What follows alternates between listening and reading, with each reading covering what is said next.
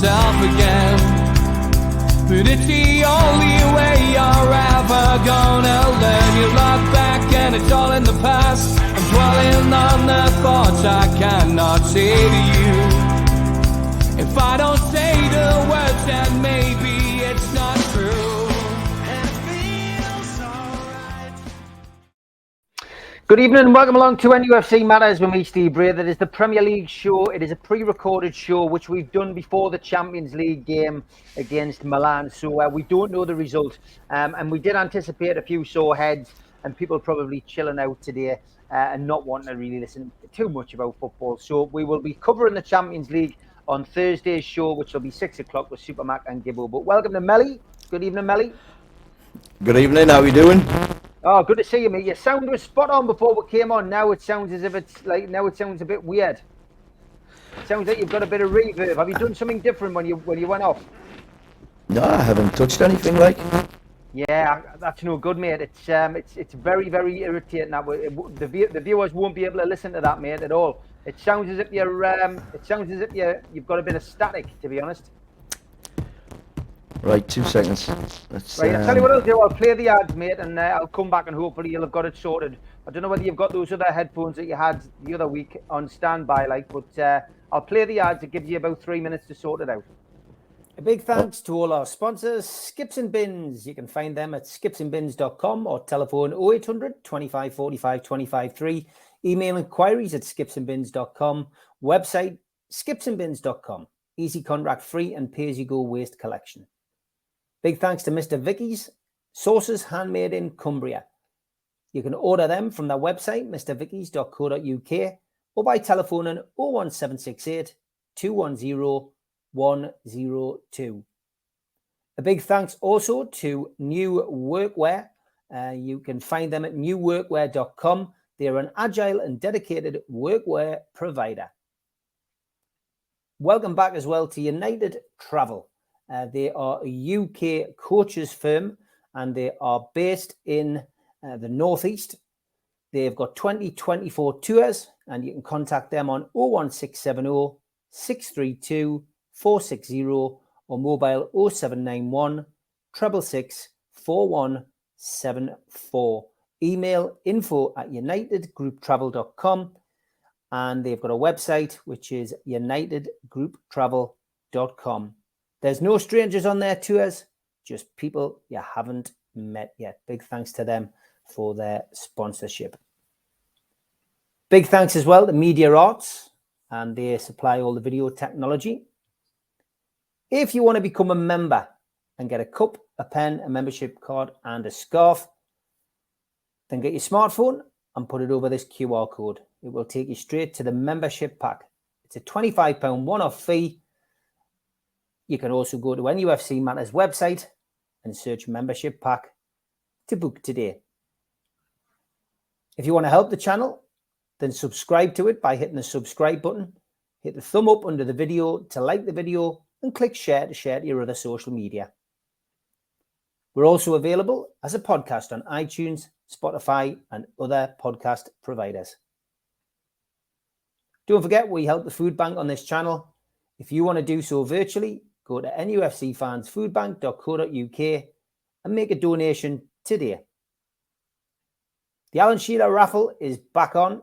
150 tickets, £1 a ticket. Win a limited edition signed Alan Shearer ball. Enter today at nufcmatters.com. Okay, Melly. Right. Sorry, I've just reverted back to me good old mobile, Steve. All right, mate. No problem, mate. So that sounds okay. I don't think we're getting any reverb or any echoing, so we can continue, which is fantastic. Let's talk Premier League, not Champions League today. And as always on the Premier League show, we always look back on the weekend's results. And we'll start with our two teams. We'll start with Newcastle first. Newcastle, of course, getting a 1-0 win at home to Brentford. The pressure, I guess, was building on Newcastle after a great win against Aston Villa. Newcastle, of course, getting the rough end of the draw with a fixture list, losing to Manchester City by 1-0, losing to Liverpool, as we know, which they should never have lost that game. Just unfortunate the way the last 10 minutes panned out. But then getting panned off Brighton 3-1, which was a deserved result for Brighton. Newcastle just seemed to still have a hangover from that Liverpool defeat. So going into Brentford at home wasn't an easy game, but Newcastle managed to get a 1-0 win, courtesy of a Callum Wilson penalty. Some would say a dubious penalty, but for me, you win them, you lose them. You get them, you don't get them. Gordon took the chance. He stuck his leg out. The keeper committed himself, and Newcastle managed to get one over the referee. And I think that was just desserts, because I don't think there was anything wrong with Callum Wilson's goal. The goalkeepers are a protected species, as we know, but there was no major foul by Callum Wilson prior to that goal going in. And I think Newcastle should have been 1-0 up ahead of that penalty. On top of that, I do believe that Newcastle should have had a second penalty. And Newcastle could have won the game by 2-0 if Wilson had dispatched the second spot kick. But, we found ourselves on the wrong end of a decision. If you rewind back to the game against Spurs last season, there was no difference in the ball hitting Dan Burns' hand as there was in the ball hitting the Brentford defender's hand on Saturday. So Newcastle can count themselves unlucky. And I don't know what Thomas Frank was bumping his gums about at the end of the game, to be honest. Newcastle did edge it. It wasn't a landslide win. It wasn't a rollover like it had been the previous season. But I think Newcastle did enough to get all 3 points. And that's all that matters. They won dirty, they won scrappy, and there was a bit of gamesmanship from both teams. But, as a Manchester United fan, what did you make of that game? I mean, they're the games that you've got to win, aren't they? The ones where you didn't play as well as you can. You can play, and you still come away with all the points, and that's exactly what you did. It was scrappy, but you got the 3 points, and that's what you needed going into the Champions League week. Like you've just said there, you got what it'll even itself out throughout the season. You'll get some decisions, you'll not get others. And luckily for you, you got the decision that went for you, and you've come away with the 3 points, mate. The second handball, I was a bit dubious with that. I don't know. I think that needs to be. He's too close, and when you're jumping, if you try and jump with your hands, you cannot jump. Your hands have got to be up to jump, and I just think, that's not really handball for me. But others will disagree, and if it was my team, I'd want it. Do you know what I mean? But you got the 3 points, mate, and you're back on a winning run. So after the 3 big losses that he's had, really, because like you say, I think he's went to City and he's were expecting to get beat. Liverpool came to town and you should have beat them. And then Brighton, mate, as Man United witnessed themselves at the weekend, they'll turn many a team over. So you just need to get that put to bed. You've got your win. Hopefully you can get something tonight. I think you will, they got hammered in the Milan derby. So they're not. Obviously, we're pre-recording this show, so that game's already done, Melly. So it's pointless us talking about the Champions League. This will not go out until Wednesday night, so we're not covering the Champions League tonight. But you're talking about Brighton. Let's get on to Brighton. Manchester United travelled to Brighton. Brighton travelled to Manchester United at the weekend, and they came away with a 3-1 result. And Manchester United fans must be concerned with what's going on at Old Trafford. Well, it just seems to be one thing after the other, So to me, that tells you that not only do the fans want these Glazers out, but so does a lot of people inside the club. We spoke earlier, Steve, and you mentioned the agents and stuff, and that's exactly what's happening, because there seems to be a leak every single day. And I wanted to touch on the subject, Steve.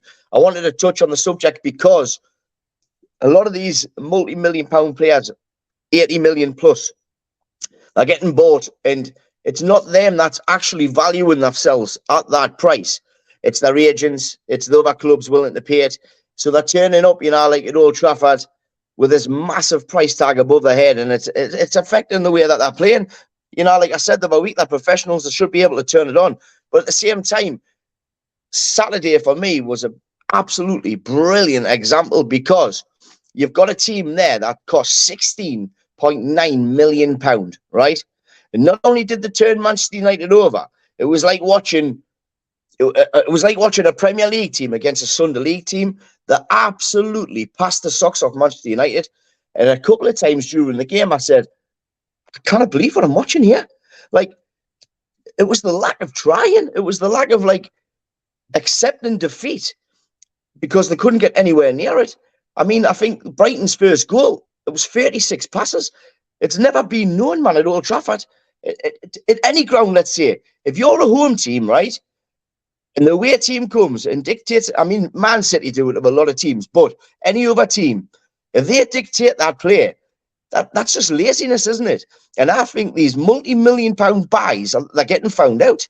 We're on the coach on the way back, and on the train, and there were some Blackburn fans on.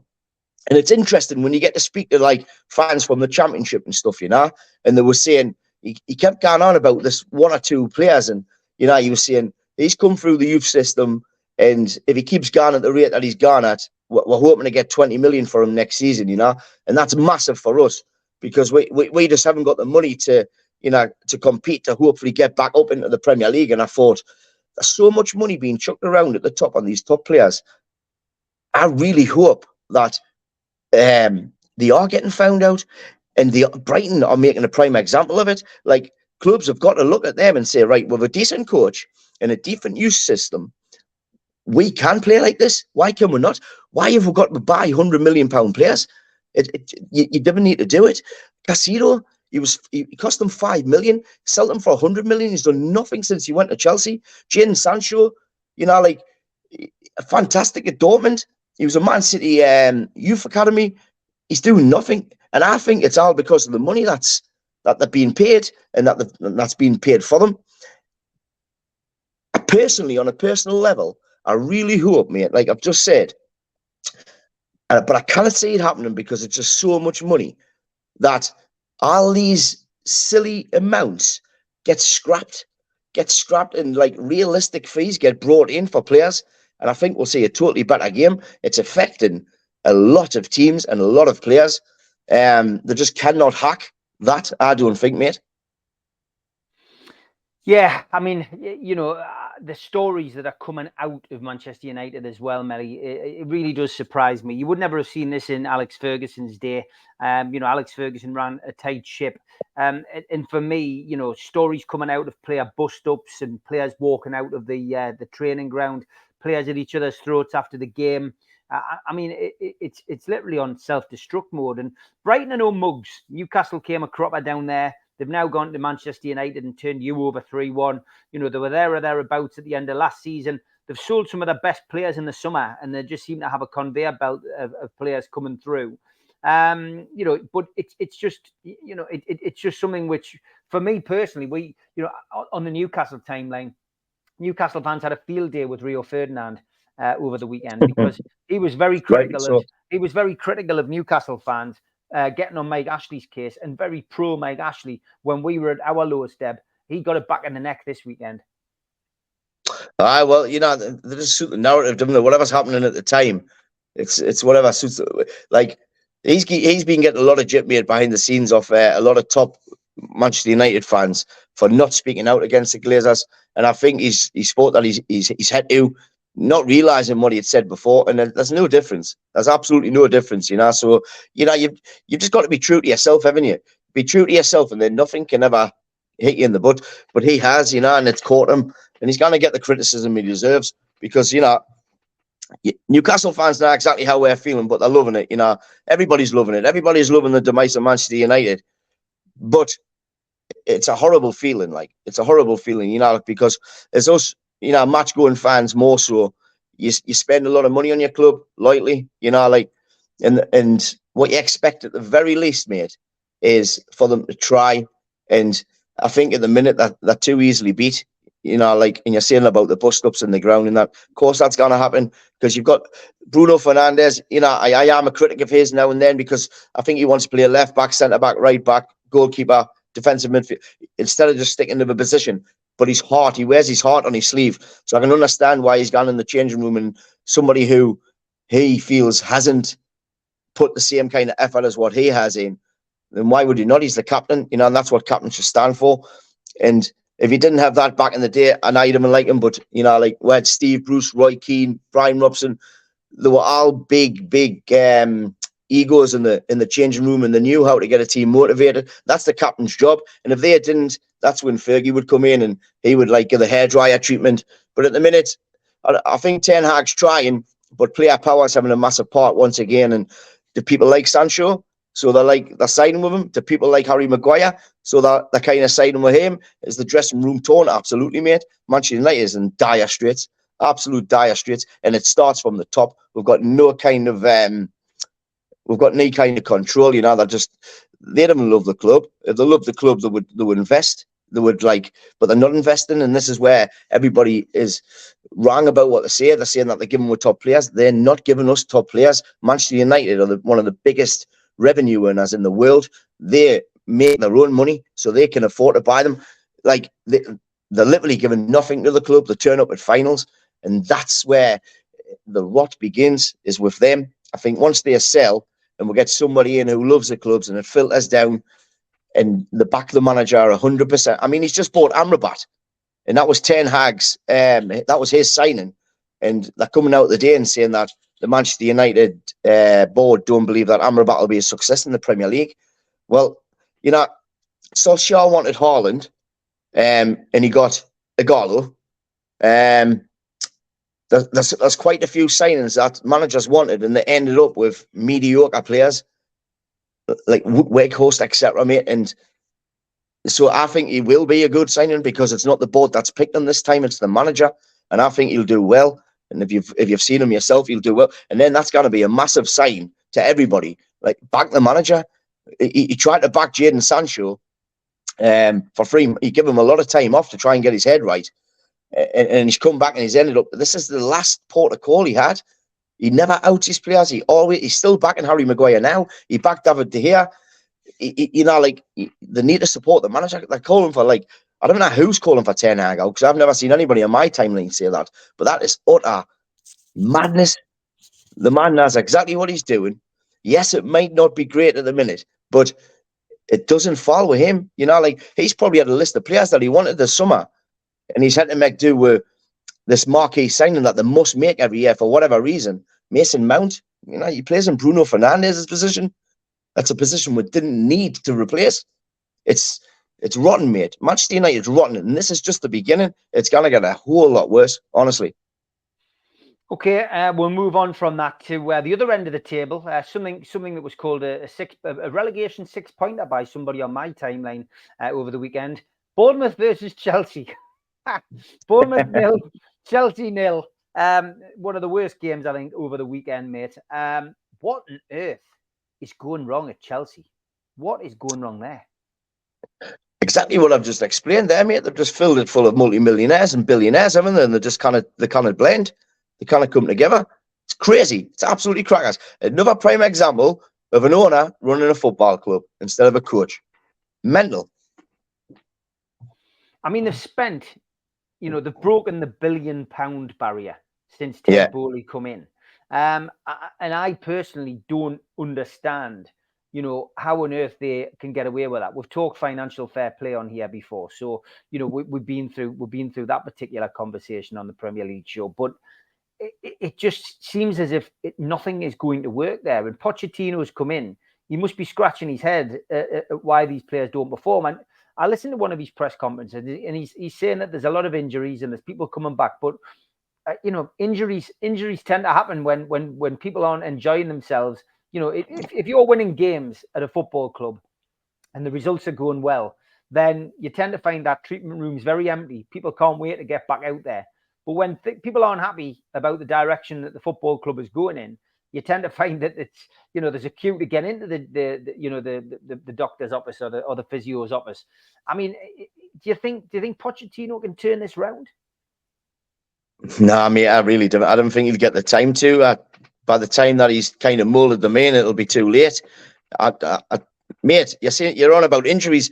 They've got enough there to field 3 teams, probably, man. But the problem is, every single player on that team thinks they're the best player. It's the same. Like I've just said to you before, with these high earners, they all want to be the hero.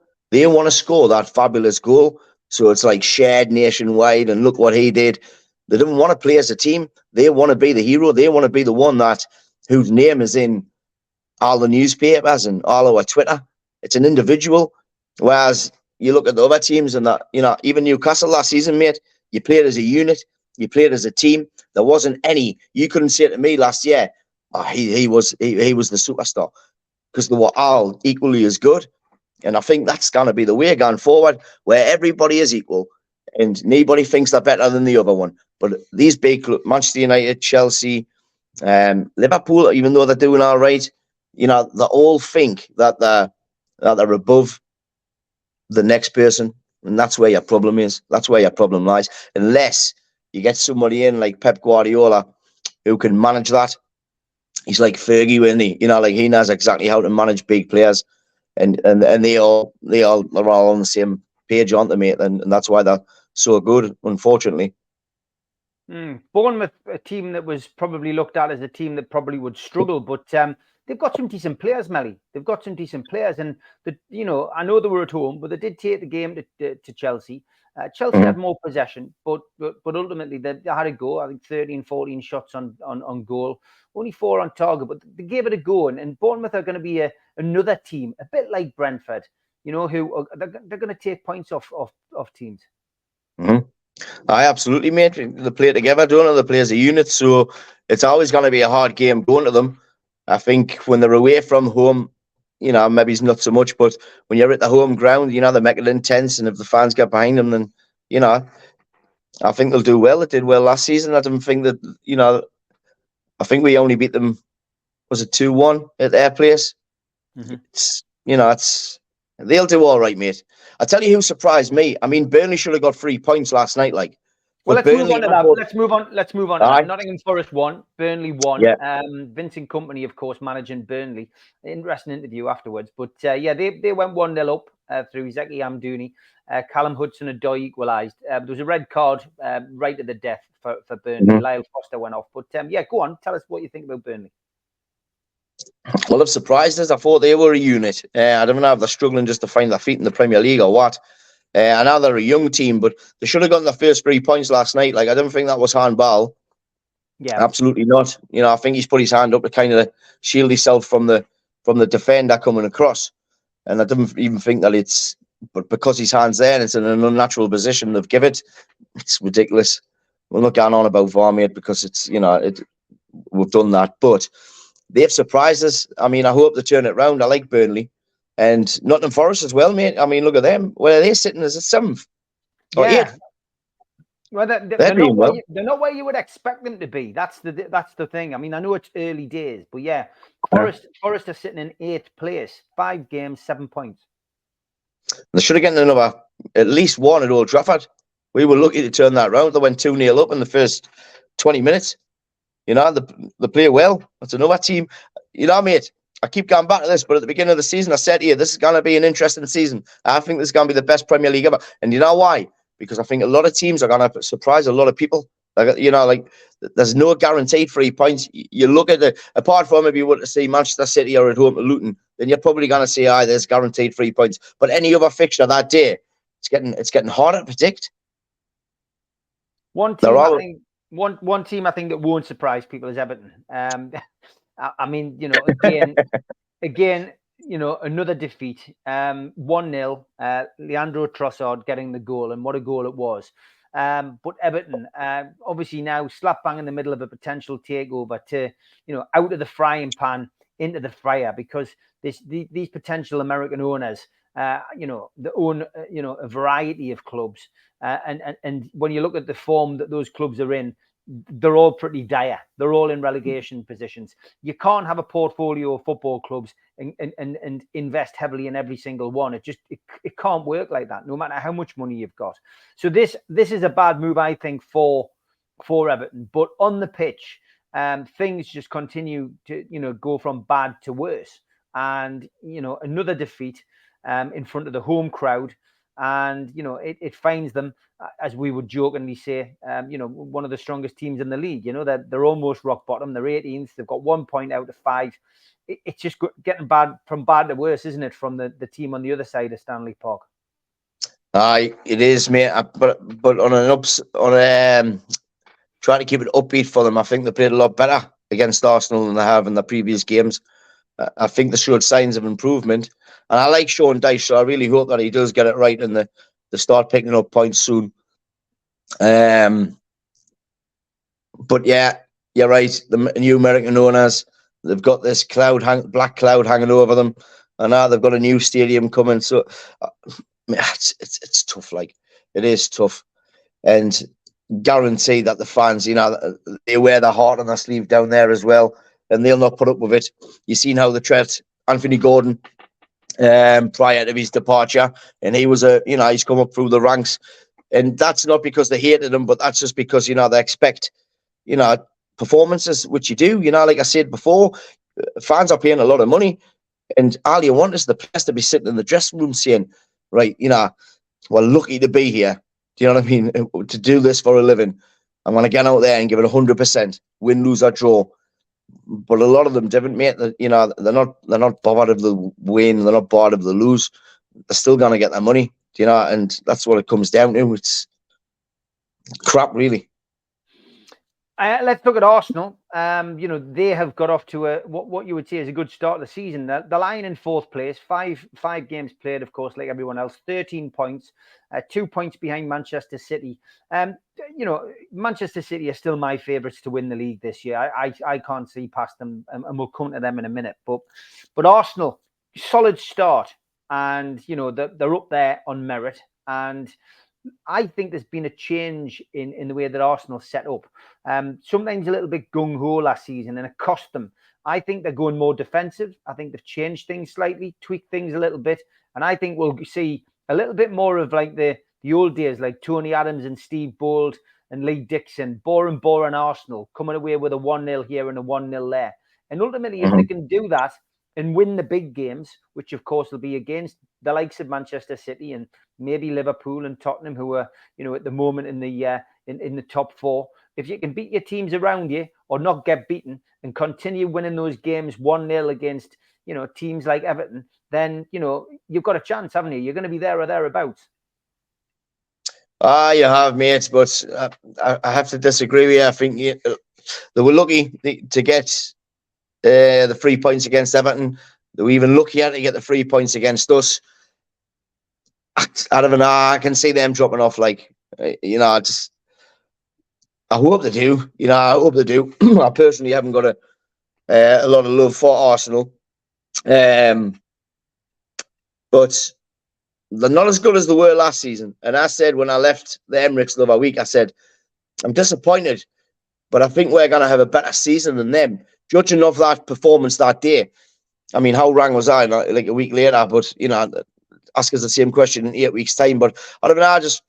I think Arsenal, they're not going to be as good as they were last season because teams suss teams out.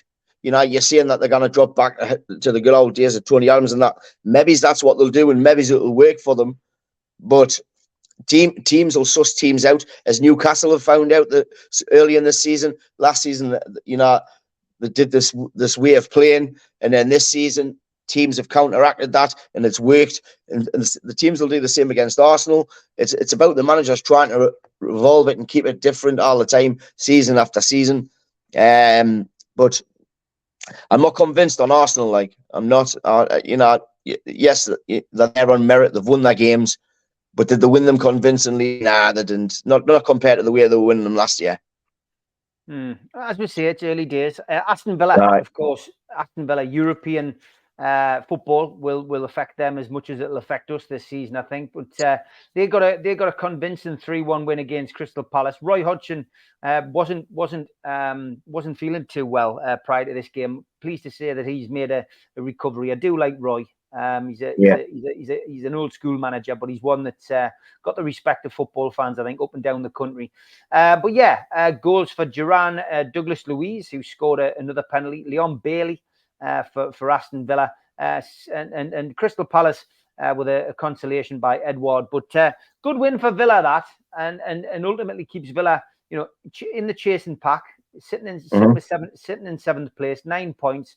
But Villa, what have you made of them over the weekend? Well, it's been up and down, hasn't it, with Villa? It's, they started off really badly against yourselves, and then they got a couple of wins. But again, mate, they're a good team. Villa's a good team. They know how to play football, and they can grind out results. Crystal Palace, I think we both probably tipped Crystal Palace at the beginning of the season to struggle. But I'm like you, mate. I've got utmost respect for Roy, and I'm pleased he's recovered well, and I wish him well. in the future. But I think they'll struggle. Good win for Villa, though. Excellent win for Villa. Like you said, the Europe starts this week. I think we'll see in the next couple of weeks exactly how it's going to pan out with teams and how they're going to line up. Are they going to, play the strong team in the Europe and a weaker team in the Premier League? We'll know this time next week, probably.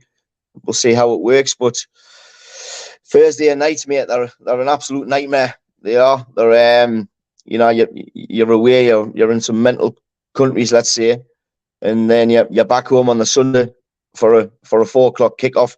It doesn't seem like 2 minutes. Honestly, you get to bed on the Friday and you recover on the Saturday, and then you're away again on the Sunday, and that's a fan. So it's going to affect the players. We'll see how it is in the next couple of weeks, mate, and how Hughes and Villa have done. Well, Allowa's have done. Europe's going to affect Allowa ultimately. Yeah, the difference with the players is they're not having 20 bottles of lager. So they don't have to recover from a hangover anyway. But I get your point, mate. I get your point. Other games, of course, that took place at the weekend. West Ham against Manchester City. Manchester City leading the table as always. 5 games, 15 points, maximum points. Took on the Hammers. West Ham, of course, won a European Cup last year. Got off to a pretty solid start this year. They're sitting in 6th place with 10 points after 5 games. Interesting game this, because West Ham took the lead. James Ward-Prowse, who's proved to be a really good acquisition for West Ham, West Ham ahead. But the second half just saw Man City just up the ante a little bit. Doku, who by his own admission has been a little bit shy, he said at first going into the club, scored a really, really good goal, showed what he's got to offer. And then it was business as usual. Bernardo Silva and Erling Haaland for my fantasy team, again, getting his usual goal to make the final score. West Ham 1, Manchester City 3. I think the stats told a lot to me, really. West Ham at home, 6 shots in the whole game. Manchester City, 29 shots in the whole game. Possession, 69% Man City, 31% West Ham. Passes in the game, 704 for Man City, 320 for West Ham. Accuracy of the passing for Man City, 92%. They're a different breed. They really are. Manchester City are like robots at the moment. And that win, I don't think that listening to the stats, the result didn't do the performance justice by the sounds of it. Yeah. They are, mate. There's no getting away from the fact that, they can play football. I think I actually tipped West Ham to win. It's a hard ground to get into, it's West Ham at the end of the day. They're just, West Ham's West Ham. They're solid, aren't they? You're never going to get an easy game against West Ham, but that's exactly what they did in the second half, really. They've obviously getting a pep talk and they've come out and they've annihilated them, absolutely annihilated them. But if you look at the possession and shots of all of City's, and it doesn't matter when you go and you can randomly click any one, you'll get the similar kind of results. They just play for each other. They know that the end game is trophies and wins and everybody's happy, and so they'll just plug in and they've got the odd that, because they haven't gone mental, they haven't gone buy 100 million player. He said himself, he pulled out Harry Maguire, Sanchez, etc. He's pulled out of them because they were too expensive. He just seems to buy players who buy into his system, and if the dividends, then he just doesn't buy them. And that's the way to go, isn't it? That's the way to go. I'm the boss, not you, not anyone else. I'm the boss, and if you like it, you can join. If you didn't, and just doesn't bother, because you'll not be played. And you look at Jack Grealish. He was terrible when he first went there. He had a good career at Villa, but when he first went there, he was terrible, and he was benched. And you just think, now he's unplayable. He really is. And it's the same with a lot of them, though. And I think that's what he's doing with Calvin Phillips. He's been benched for nearly a full season. And I think he's just, when he gets his chance, he'll take it because he's a footballer and he wants to play football. So when he gets his chance, he'll take it and he'll see a different Calvin Phillips. Same with Phil Foden. He's amazing. Any other team, he's the first name on the sheet. Doesn't matter if he's even 50%. he's first on the sheet because he's amazing, but not with Pep. You know, like, if you're not singing his tune, then you're not playing and you're not starting. I think the surprise package for me so far has been Tottenham. And Definitely. they made hard work of this game. They're second place at the moment. They've got 13 points, 2 points behind Manchester City. They took on Sheffield United, who Newcastle, of course, play next weekend, who are, stuck on 1 point, just above Everton. But Sheffield United gave a pretty good account of themselves, it has to be said. And in all intents and purposes, look as if we're going to win this game. Gustavo Hamer had put them ahead in the 73rd minute. It just didn't look like Spurs had an answer to it. And then the man who'd been off to see a psychiatrist, Richarlison, who had come off in an international game in tears because he just couldn't find the net, scores a sublime header. It was a great header, great goal to get the monkey off his back, to salvage what we thought was a point. 90 plus 8 minutes he scored that in. And then out of nowhere, 2 minutes later, at the death, Dejan Kralevski got the winner for Tottenham, sending Postecoglou into the celebrations with his bench and grabbing Spurs all 3 points. Unbelievably, 14 minutes into injury time, Ollie McBurney was given a red card just to make Sheffield United's misery complete. And Heckingbottom came off the pitch. The TV company managed to get him straight onto TV, and probably not the best idea because he'll have certainly incurred a fine for his outburst about officials and VAR and referees, etc. I've got to be honest, I did agree exactly with what he said, but that's a one-way ticket to getting a fine. But yeah, Tottenham, surprise team, first of all. Aye, they are, mate. They really are. They just seem to have clicked. And I think that comes down to the manager. He just oozes class, doesn't he? He oozes class. Everything he says, he makes you listen. And he's not like, he's not pushing it on you. He's just so chilled and calm. And he plays how Tottenham have always wanted to play. And I think with that, and Harry Kane leaving, James Maddison coming, I think it's all just come together nicely. And they've getting the results they needed, because it could have went the other way. If they lost the first two, it could have been an absolute nightmare. And then the pressure's on. But not when you're winning, like, everything just seems to fall into place. Form, attitudes, crowds, it all comes together with the players and the manager, and they just seem to be doing all right, mate. Like, I haven't really got a problem with Spurs, to be honest with you. Like, but they're gonna be competing for the top four now. Like, I think I just cannot see them personally dropping off. I've really got a good feeling. Like I said, I used to watch him when he was up in Scotland, and a pal of mine who was a fan of Celtic said, like, mate, he's so refreshing to listen to. Yeah. And he's brought that to the Premier League, mate. And I don't know if you've seen the interviews that he's done, about the mental health and a couple of other things. And it's fantastic. Absolutely fantastic. Yeah, credit to him for them over the weekend. Credit, certainly made football fans sit up and listen, and I shared that like you did as well. But yeah, I mean, he is a breath of fresh air. He reminds me very much of when Mourinho came to the Premier League, when Klopp came to the Premier League. Young, fresh-faced kind of managers who hadn't really heard too much about, who came out and despite the fact that they were maybe managing teams that we didn't particularly like, you thought, actually, that's a character. There seems to be more characters as managers these days than there does as players. But yeah, I agree. I think Postecoglou certainly made me eat my words. I thought Spurs would be struggling, and I had it down for the first person to be sacked this season. So it shows you what I know. But so far, so good for Spurs. Although, as I say, ultimately they didn't get off to a great start. Sheffield United probably feel hard done by, hence Heckingbottom's outburst. What did you make of his outburst and Sheffield United's performance? Well, like you say, Steve, if you're putting a microphone and the camera in somebody's face at that kind of moment, what do you expect? You're getting raw emotion, mate. You're getting raw emotion, which is why it's the same as fans. We're straight onto Twitter, and we're like we were saying the other week, and we're slating this and slating that.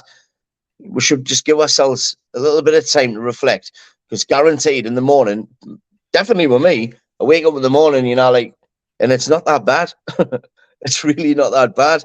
But at the time, emotion gets the better of you, and they're just human, aren't they? You know, at the end of the day, they're human and they speak their thoughts. Yeah, I agree, mate. I really do agree. I just think, I stopped posting it automatically on Twitter after games, for a long time because, sometimes you'd put something out there, you'd waste the rest of your night. Aye. Unfortunately, having to reply to stuff, that people didn't agree with what you'd said. So I stopped spoiling my night and stopped going on Twitter automatically after that. Unless I'm in the house and I haven't had a drink, I'll input what I want to put. But yeah, I know exactly where you're coming from on that. Another team struggling in the Premier League are Wolves. Again, got off to a good start. How often does this happen? Hwang Hee-chan got the opening goal in the 7th minute for Wolves. But then Liverpool, of course, just went through the gears. I said the other week they've got a really good midfield, Liverpool, and for me, it took Gakpo to get them back in the game, but the man who changed the game was Andrew Robertson, and he just stormed through on the 85th minute and finished a wonderful, a wonderful goal. Put Liverpool out of reach, and Hugo Beno own goal settled it. Harvey Elliott should have had the goal, to be fair, but it was a deflection, and Liverpool ran out 3-1 winners. For me, that was a typical, what I would call a top 6 performance. A team that often finds themselves behind and never gives up. It was like a Man United performance of old, where Man United could be 1-0 down with 3 minutes left. You'd go into Fergie time, and Man United would win 2-1 or 3-1. It was exactly the same as an old Manchester United performance for me. But yeah, Liverpool, it's another good result. Keeps them on the coattails of the leaders as well, which they'll be pleased about, because they've obviously got European football, not the European football they were hoping for. So they've got a different challenge this year, but it keeps Liverpool, nicely placed in third, 2 points behind Man City. I've got to be honest with you, I was travelling down, so I didn't really pay much attention to the Wolves in Liverpool. But what I did get told was I was somebody was messaging us, and they said that Wolves actually deserved to probably be 2 or 3-0 up at one point. They had the best of the first half. I watched the game, and Wolves dominated that first half. They should have been out of sight by half time. So there you go, like they did the same with Man United. It's at Old Trafford. Like there's no wish they should have lost that game, but they did. So you've got to worry about that, Steve. You've got to worry about that, like, and think like if they can't be putting these chances away, and teams are going to punish them. You're only going to get so many chances at this level, and then teams will up the game and they'll be back at you. And if your defense isn't as good as worse as your forward line, if you're not scoring, then you've got to worry for them. Like, but they're there. They're there or thereabouts. It just needs a little bit of tweaking and a goal scorer to start hitting the back of the net, and things will change for them, because they can play football. There's no doubt about it. They can play football. And Liverpool, they're doing all right. I know that hurts you to say that, mate. Unfortunately, we're finishing again with the team that I think we always knew were going to struggle. They're rock bottom. They've only played 4 games, obviously, because they couldn't play their first game at home, and that is Luton Town. And a lot of hard work, a lot of endeavour. They didn't do too badly with shots on. They got a few shots in the weekend against Fulham, but 22% possession tells its own story.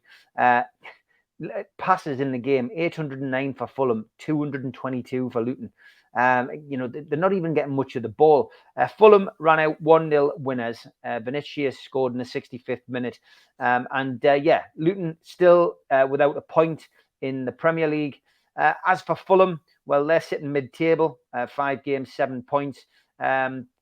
Fulham are one of those teams, they're always going to be there or thereabouts. It's a bit of a transitional period for them. They're having to cope without that talisman, who, of course, Mitrovic, who once played for Newcastle, who was rather he dissed Newcastle and Fulham by saying he doesn't really have any memories of Fulham or Newcastle because of where he's at. And he says he's found the best place, Saudi. I found that a bit bizarre. But anyway, getting away from the game, Luton.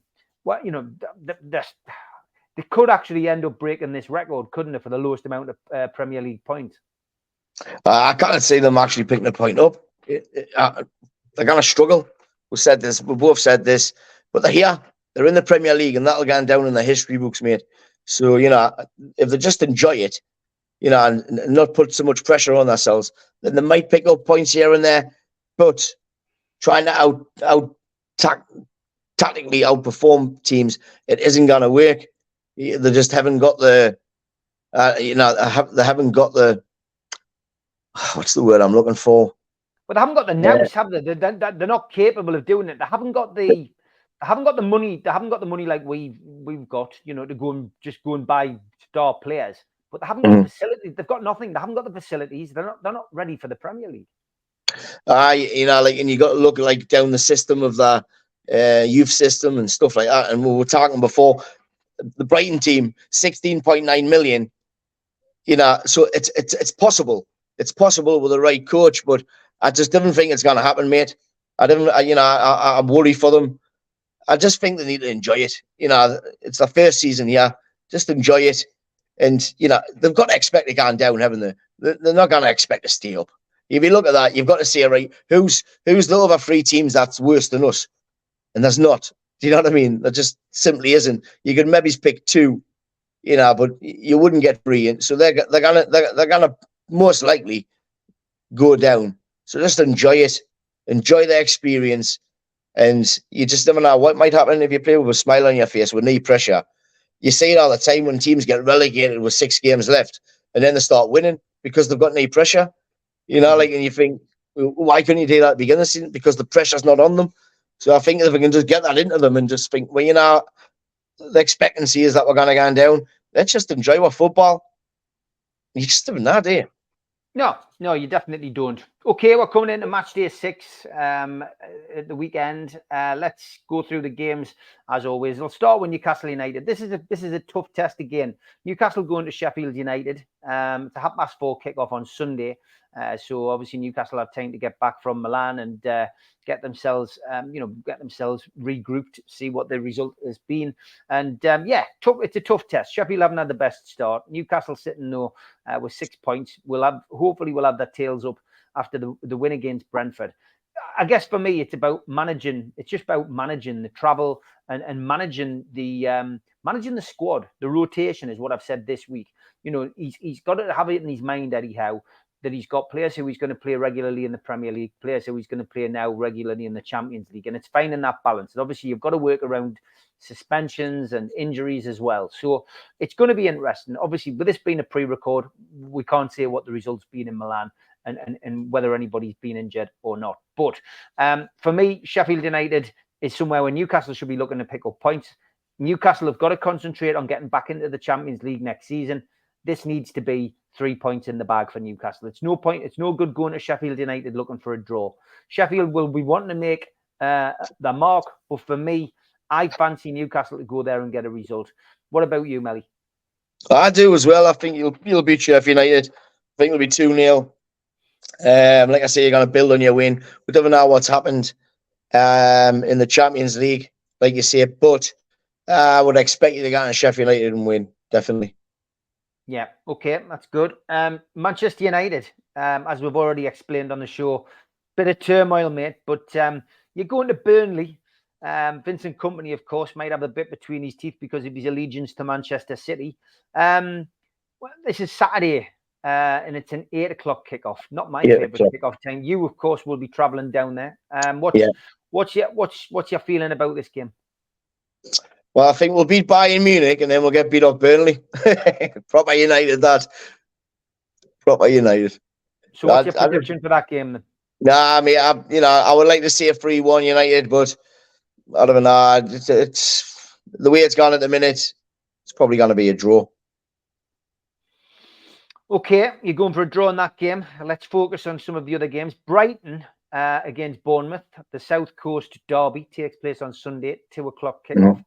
Are Brighton going to continue their rich vein of form? Yes, I expect them to, mate. I think they'll win 2 or 3-0. I just think they'll have too much for Bournemouth. Bournemouth aren't the same team away than they are at home, like I said before. But I just think Brighton are strong, mate. That the hairs is up, they're raring to go, and they'll believe that they can beat anybody. All right, I'm going to go. I didn't give me Man United score. I think Manchester United will win that game 1-0 against Burnley. Brighton, Bournemouth, my prediction is going to be 2-0 to Brighton. Yeah. Okay. A game I've always enjoyed. This has got this always feels like an 80s game to me. Liverpool, West Ham. Both teams obviously were doing really well in the old First Division when I started watching football back in the 80s. But Liverpool, West Ham is going to be an interesting one. West Ham are going to want to bounce back after the defeat at Manchester City against Manchester City at home. Liverpool have got their tails up after winning at Wolves. What's your prediction for this? I'll tell you what I'm going to go for. I'm going to go for a 2-1 win to Liverpool. I'm gonna go. There's gonna be goals, but I think it'll be a draw. I think it'll be a score draw. Maybe it's 2-2. 2-2 in that one. North London derby is on Sunday, and that is Arsenal Tottenham, of course, at Arsenal. Arsenal and Tottenham both doing quite well, both neck and neck at the moment at the top of the Premier League, behind Man City. I think this will be a high-scoring game. I've got a feeling. I've just got a feeling that Tottenham are going to win this. I think 3-2. I think 3-2 to Tottenham in this game. I was going to go 2-1 in my head. I think it'll be. I think Tottenham will take the lead. Arsenal will pull back, and then Tottenham will score on their count at 2-1. They drew a win against Arsenal, at the Emirates, isn't it? Yeah, it's at the Emirates. Yeah.